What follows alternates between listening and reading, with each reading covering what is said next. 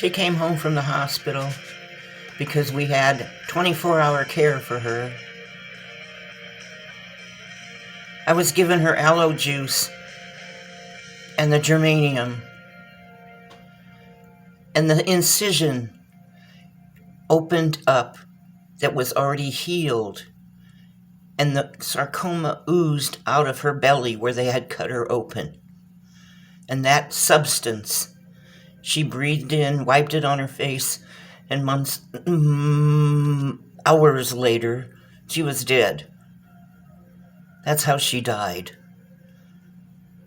The aloe in her jello and the germanium in her Coca-Cola. It floated, so I had to wipe off the top. That was my mom. I didn't want her to die.